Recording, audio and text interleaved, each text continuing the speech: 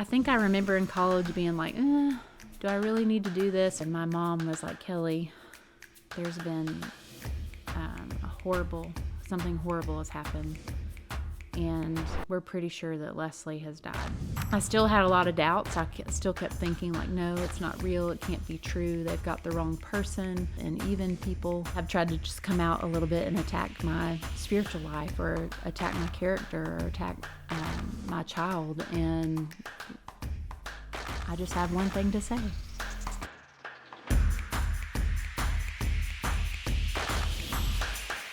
Hi, I'm Kelly Parkinson, and welcome to the Ordinary Brave podcast.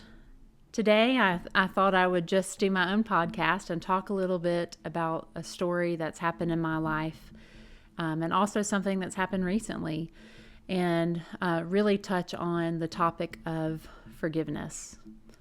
Now, forgiveness can be a really hard thing. Some of us and some of you listening have faced a lot of difficult situations in your life, some of them with a lot of trauma. And, we've all had different things that we've had to work through and forgive in our lives, but it's not always easy to do that. I mentioned in my very first podcast that I was saved through my parents' divorce. And with that situation, it did bring my own sense of trauma into my life and things that I had to work through and anger issues. And I remember sitting in 10th grade in Sunday school, and my Sunday school teacher, Johnny Lenning at Taylor's First Baptist in South Carolina, was doing a Sunday school lesson on forgiveness. And he read this scripture, which ironically my husband just preached on recently, but it's on forgiveness. And it says, "For if you forgive others their trespasses, your heavenly Father will also forgive you. But if you do not forgive others their trespasses, neither will your Father forgive your trespasses." And I remember hearing that in 10th grade, and suddenly the Holy Spirit was just all over me and was like, girl, you got some anger problems. You're angry about situations, and it is time for you to forgive. And so the Lord began to help me work on just forgiving things that had happened in my family and working through all of that. And He has been so good in that area, and just lots of restoration and reconciliation there. And I'm so thankful for the way that He's worked in my family. And I was also really fortunate in college. I went to a small Christian college in South Carolina called North Greenville University.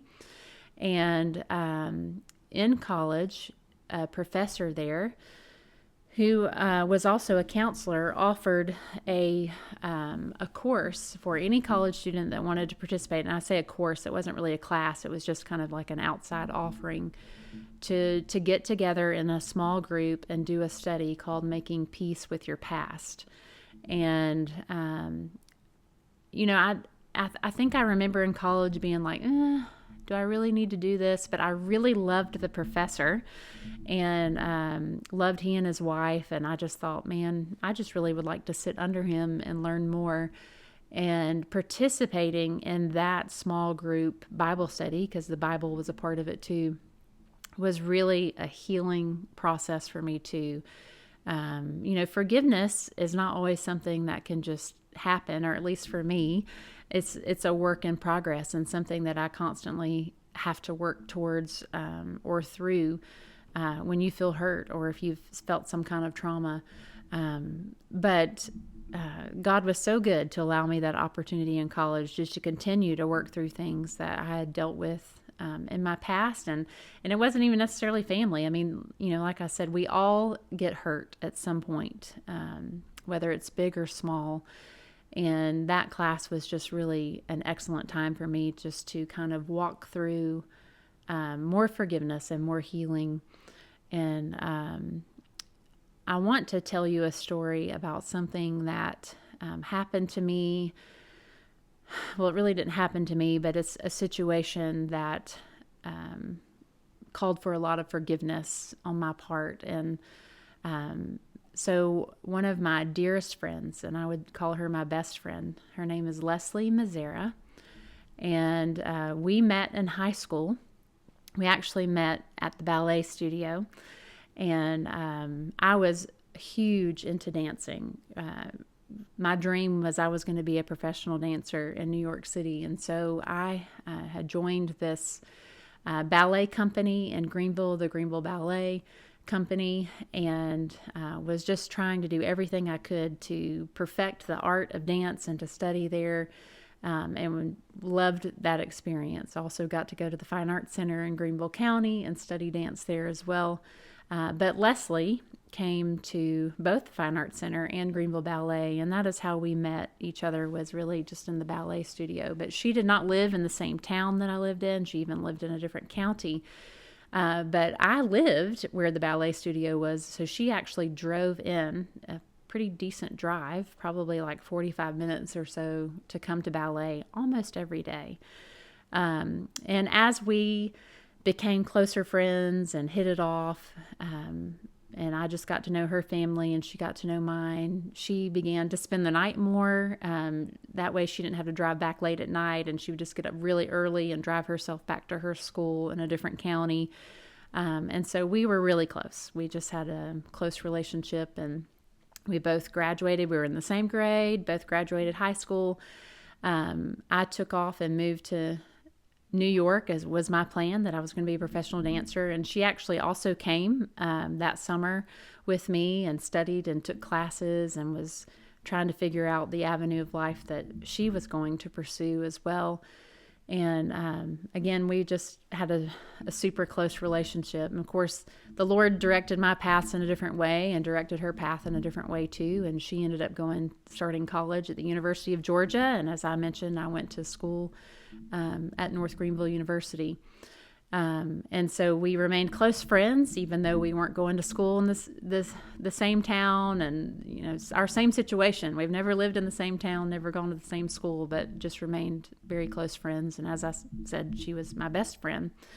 And we just got together when we could, and we kind of had a tradition that no matter what, we always shopped together right after Christmas, and got together when we could. But let's see. So another fun thing where our paths also were crossed is, you may or may not know that I did pageants, and that's really how I got into college, which is a whole other story. But I had competed in the Miss South Carolina pageant a couple of times, and she had gone to cheer for me and watch, and was kind of a part of those experiences with me. But on the third time that I was going to try, I was a senior in college, and I think she was also a senior at that time. I remember her trying on one of my crowns, and she was like, I want a crown. And I was like, Leslie, go get your own, and just kind of teasing her. And I was like, that you could win a title easy and compete in the Miss South Carolina pageant, because Leslie was absolutely gorgeous and very, very intelligent, and then also an awesome dancer. And so I was like, you've got the talent, you've got more brains than I do, you're beautiful, like you can totally do this. And so she did. And that year I went on to win the title of Miss Golden Corner, and she went on to win the title of Miss Williamston. And we both competed in the Miss South Carolina pageant together that summer. And so it was awesome to be there with my best friend and have that experience together. And she went on to win some awards, and that was the year that I went on to win Miss South Carolina. And I have this really awesome picture of where I'm being crowned, and she's kind of like diagonally in the back, and you can tell like she's just as excited for me. So it was we just had a beautiful friendship, and the Lord allowed us to have some awesome experiences together. So soon after college, we both graduated and started moving on to the real world. And my life took me to moving to Washington, D.C., where I took a job, and she was working in different places and was in South Carolina still at the time. And eventually, she decided to move to California. Her mom had moved out to California, and they just thought it was a good time for her to move out there and kind of figure out exactly what she wanted to do with her life. And she had just broken up with a guy that she'd been real serious with, and they just thought it was good for her to move out there and just kind of have a clean, fresh start. And so she had moved out to California, specifically the Napa Valley area. And I had moved to DC, and so we were like coast to coast, friendships, not getting to see each other nearly as much as we were, but of course, thankful that we had cell phones, even though they looked different then than they do now, where we could communicate and just talk easily. And those were the days of like AOL Instant Messenger, when you talk to people through the computer and such. But so she moved out to California, and I was in DC. And I had actually come home to South Carolina. It was in November, early November, because my boss that I was working for in Capitol Hill, he was also running for senator. And I came home and volunteered for the election and the campaign, and was out there. And so I had come home to South Carolina. And I remember it was November 1st. And my phone rang, and it was a friend of mine that I had known through the pageants. And I thought it's kind of odd that she had called, and I couldn't answer at the time because I was busy. And then my mom called, and I was like, well, I better call my mom back. And my mom was like, Kelly, there's been something horrible has happened, and we're pretty sure that Leslie has died.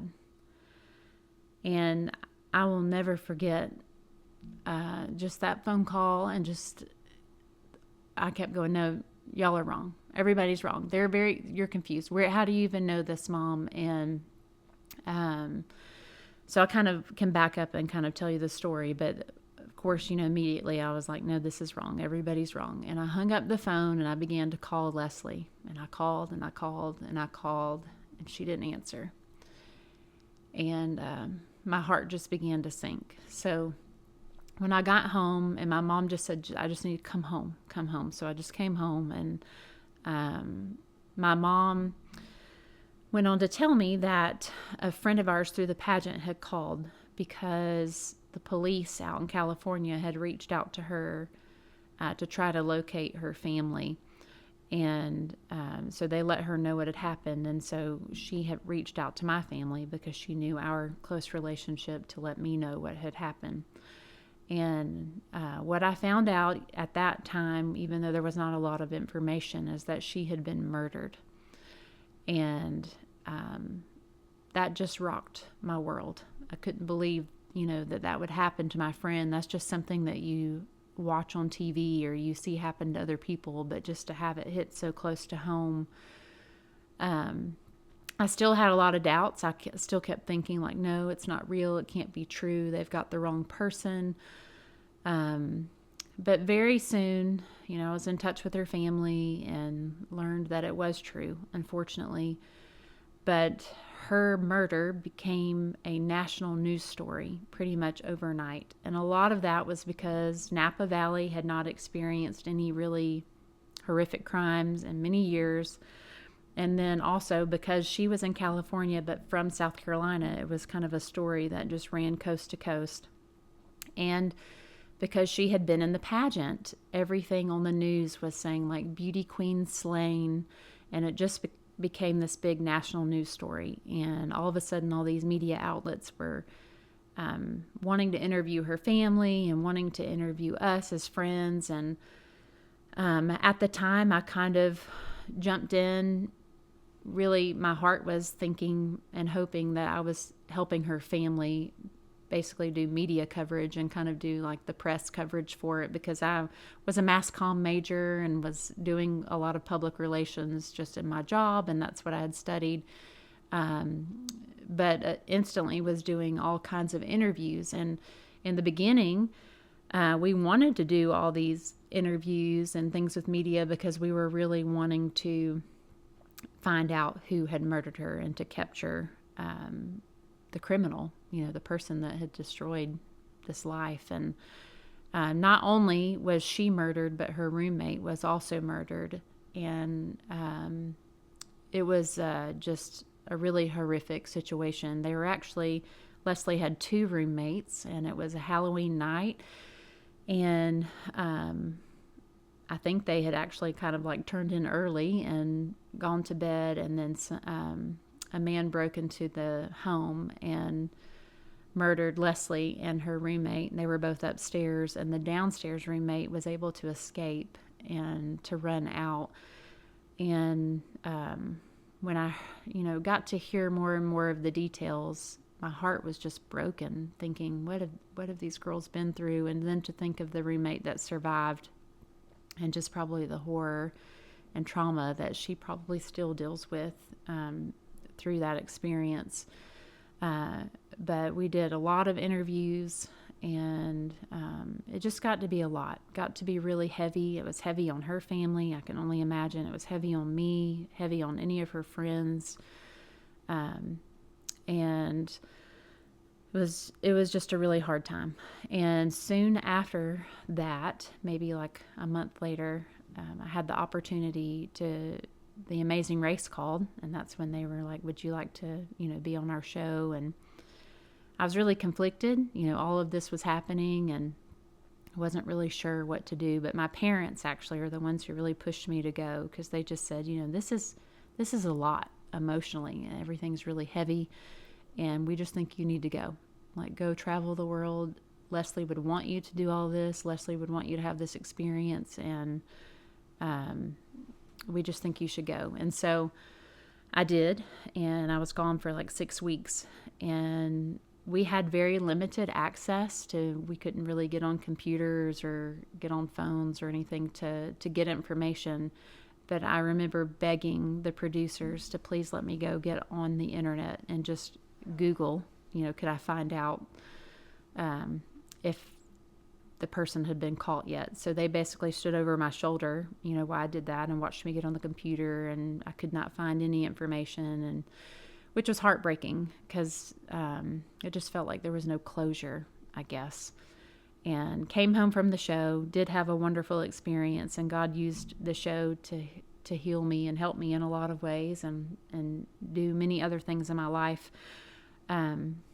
But still coming home to no answer there, and no closure. And once you're in a situation like that, and you start learning a lot about what it's like to know somebody close that's been murdered, and you start hearing, like, if they don't have the crime solved, if they don't figure out who it is within this amount of time frame, then it looks like they may never solve it. I mean, you're just like reading all these statistics and hearing these things. And so as time went on and we still didn't have an answer, my heart was just heavy, and wanting that closure, and also wanting it for her family, to watch her family grieve and to go through what they were going through. And I was dealing with my own grief. I just couldn't imagine it being my daughter or being my sister. And so we're just really kept prayerfully hoping that the Lord would help bring to light, who had done this. And so we still continued to get asked, and I did, by lots of media outlets, just to share the story.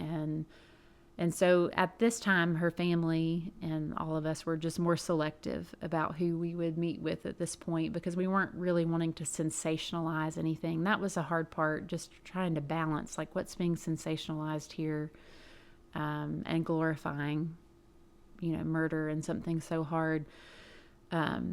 But we did go on 48 hours, and we did that really in hopes to try to spread the word and find out who had committed this horrific crime. And so we did do a 48-hour special, and I'm sure it's out there somewhere if people wanted to watch it. It was called Nightmare in Napa Valley, and you can learn more about the story there. So they had flown me out to Napa Valley, and also Leslie had another really close best friend named Amy, and they flew Amy out there and had her family. But the other young lady that was murdered, her name was Adrienne, And she also had a best friend named Lily, and they had Lily out also to film and talk about just the murder. And obviously, all of our hearts behind it was just to try to expose the information and hope that maybe somebody out there had an idea of who the suspect might be. And that was a good time for me to go and to Napa Valley and see where she lived and hear stories about her and meet some of her friends that were out there, and also really talk with the detectives that were on the case. When you live on the other side of the country and you have all these things in your mind, like what are they doing? Are they asking these people questions? And so just to hear all the work that they had been doing and to solve that crime, and I know that they put a lot of heart behind it and cared deeply for the ladies and their families. And so just getting to like see all of that was also just really good for me personally.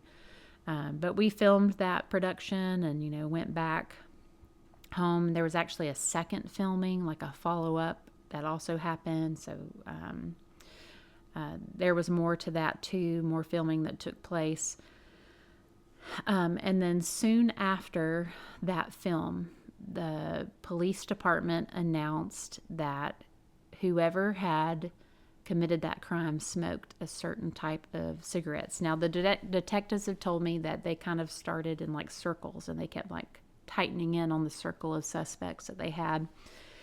But that had just been a piece of information that they had not released on the case, and were kind of holding it, close to the chest, because they did have the DNA of the man who had done this. And but he had apparently sat outside the house and had smoked like 16 cigarettes or something before he came in, and it was a unique type of cigarette. So that was just something they had not revealed. And so once they revealed that piece of information, the man actually turned himself in, which I'm thankful. And we were hitting close to that year mark, and I think I told you all the statistics we had read. Like if you make it to a year, it's really hard to close the case. And so I was just really thankful that information caused him to come forward. And then that just started a whole new roller coaster of things, because long story short, this guy was connected to the other young lady that was murdered, Adrian. And so I feel like for the solid year, I felt like everybody kept saying it was Leslie, like Leslie was the target, and people were going after my friend Leslie, and Adrian was just, a bystander or came to protect her. There were all these different stories that were floating around out there. And turns out that the best friend of Adrian, who was Lily, they were dating, and that was the connection. And I don't know exactly what went down and what the whole story was, but from what I understand, or what I understood at that time, is that Adrian, Lily, and Eric, that's his name, were not getting along, or it just wasn't a good relationship. And Adrian, as the best friend, encouraged Lily to break up with him. And I think it angered him, and I think he might have also had some drug issues at the time, but it angered him that Adrian told her to break up with him. And so he broke into their house that night and murdered 2 women. And then probably caused lifelong trauma for the other. So when I hear that, it was just a whole other roller coaster of emotions. Like, really? You're going to murder somebody over a breakup with a girlfriend? And also knowing that she was filming these episodes just like me, crying for her best friend. In the meantime, in that year, they got married. They felt like, she didn't know, Lily didn't know that he had done all of this, and just felt like life was short. So she married him quickly. They honored Adrian's mom at their wedding, even had a slow dance with her on the floor. Like, here's the guy that murdered her daughter. I mean, just when you start to like after we found him and we learned all of these things, it was just a whole other roller coaster of emotions again, just dealing with all of that.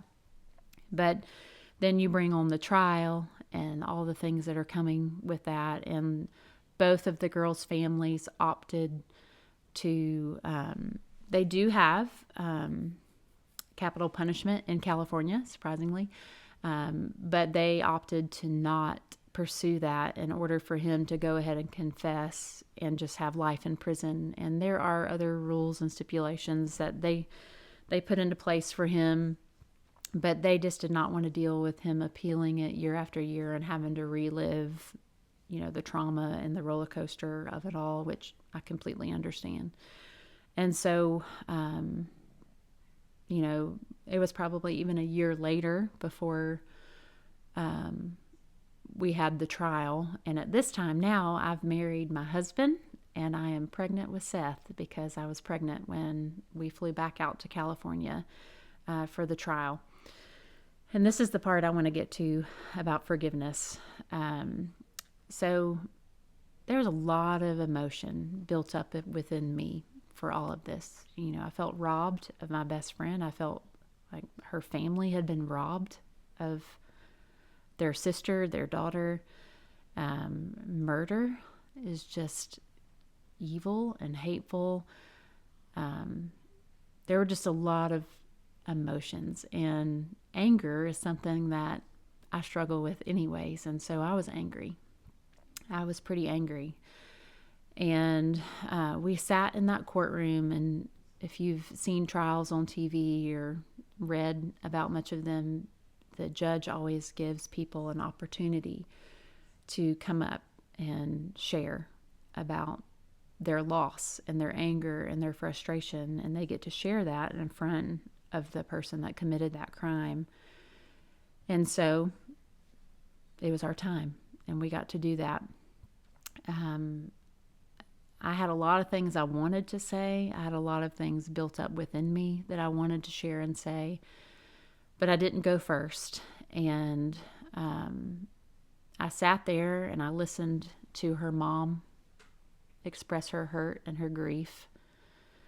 I listened to her brother express his deep anger and hatred.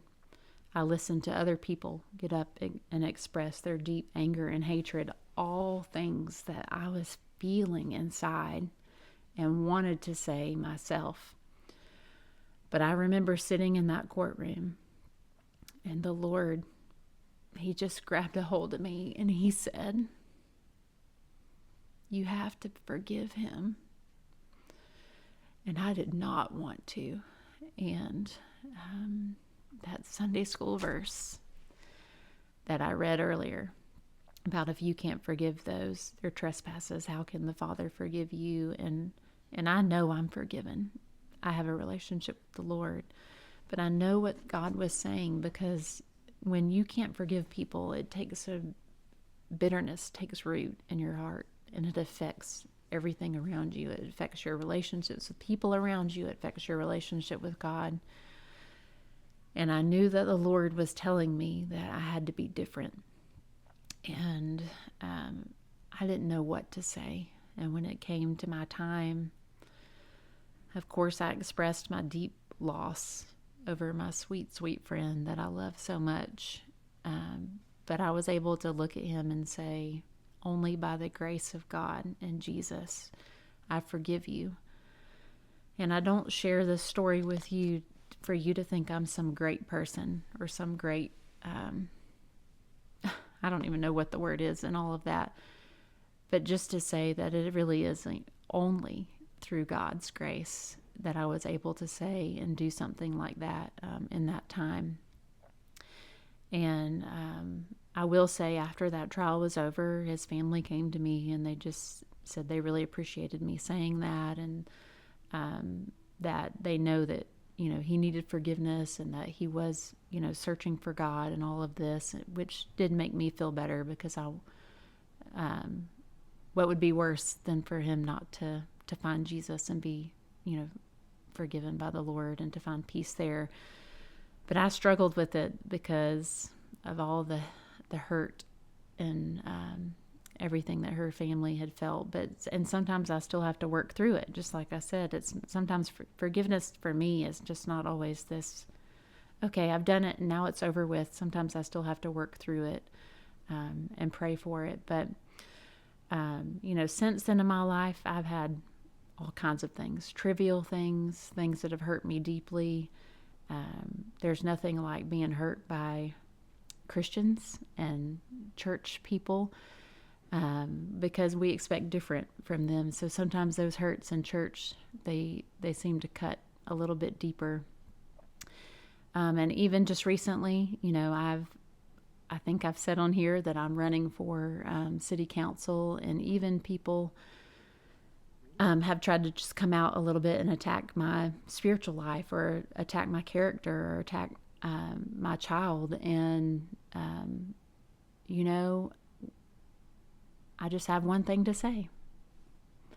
I forgive you. If I can forgive a man that committed this horrific crime, I can forgive you over saying something small and petty about my character. My hope is, though, that this forgiveness will shine a light, really, and just show you that God's love has just amazing grace for those out there. And my hope is that if you're going through something hard right now, or you've been hurt, and some of you out there have been hurt in major ways that I will never understand, and the trauma that you felt, I pray that you can find a way to forgive. That doesn't mean that we have to pretend that it never happened, but that you can find God's peace and grace, and that you don't let that bitterness take root in your heart, because it truly does affect the relationships around us and your relationship with the Lord. And I pray that you can just be in His Word. I find that His Word has helped me the most when I'm dealing with those things. Life happens, and people are people, and sometimes I'm the one that hurts somebody. But the Scripture has been so good to help me heal and to continue to work on forgiveness. And so I pray today, as you're listening or watching this podcast, if you're dealing with something hard, or you're dealing with maybe somebody in your life, maybe it's something small, they're just getting on your nerves, or you didn't like the way they said that, or maybe it's something really deep, that you can find a way to get into God's Word and learn to forgive. Thanks for listening to today's podcast, and I hope that you'll like and share it, and join us next time on The Ordinary Brave.